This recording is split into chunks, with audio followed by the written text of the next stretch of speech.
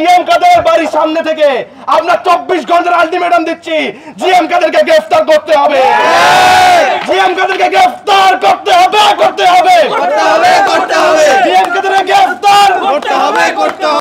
ওদের স্বপ্ন পূরণে পাশে থাকতে পেরে আমরা গর্বিত। জাতীয় পার্টি পরপর 3টি ইলেকশনে যেভাবে বৈধতা দেওয়ার চেষ্টা করেছে, জাতীয় পার্টি সহ আওয়ামী লীগের সকল কুকর্ম তদন্তের মধ্য দিয়ে অতি দ্রুত তাদেরকে নিষিদ্ধ ঘোষণা করতে হবে। আজকের এই সংবাদ সম্মেলন মূলত গতকাল গণ অধিকার পরিষদের সভাপতি জনাব নুরুল হক নুরুর উপর যে নেক্কারজনক হামলা চালিয়েছে তার প্রতিবাদে এবং আওয়ামী লীগের দোসর জাতীয় পার্টির আজীবন নিষিদ্ধর দাবি নিয়ে আজকের এই সংবাদ সম্মেলনে আমরা কিছু নির্দিষ্ট দাবি নিয়ে এসেছি। সেই দাবিগুলো আমি আজকে এক এক করে পেশ করব।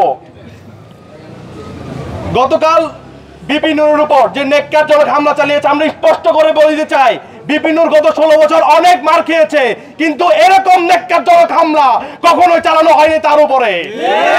এই নেক্কারজনক হামলা কার মদদে চালানো হয়েছে তা অতি দ্রুত তদন্তের মাধ্যমে বের করতে হবে এবং সবাইকে শাস্তির আওতায় আনতে হবে।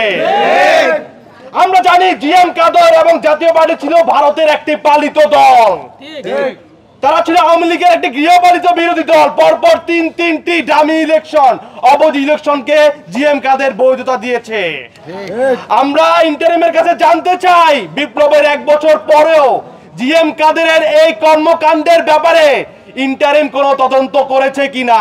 আমাদের জানা মতে তারা কোনো তদন্ত করে নাই এবং জিএম কাদের বিরুদ্ধে ও জাতীয় পার্টির বিরুদ্ধে কোনো ব্যবস্থা নেয় নাই।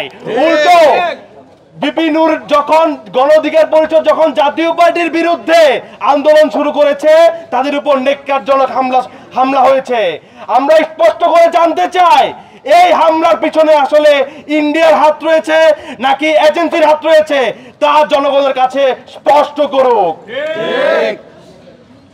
আমরা যদি দেখি নুরুল হক নূরকে যেভাবে মারা হয়েছে, একজন আর্মি অফিসার সে নুরুল হক নূরকে একটা লাঠি দিয়ে কন্টিনিউয়াসলি গুতাচ্ছিল, বেসিক্যালি তাকে অমানবিক অত্যাচার করা হয়েছে, তাকে রাস্তায় ফেলে মারা হয়েছে। আমার প্রশ্ন হচ্ছে, এখানে আর্মির চেয়েও বেশি মেরেছে পুলিশ, সেই পুলিশ যে পুলিশ 16 বছরে আওয়ামী লীগ নিয়োগ দিয়েছে। এই আওয়ামী লীগের ঠিক করে দেওয়া 16 বছরের নিয়োগ করা আওয়ামী পুলিশ দিয়ে আগামী নির্বাচন কিভাবে সফল হবে তা নিয়ে আমাদের প্রশ্ন থেকেই যায়।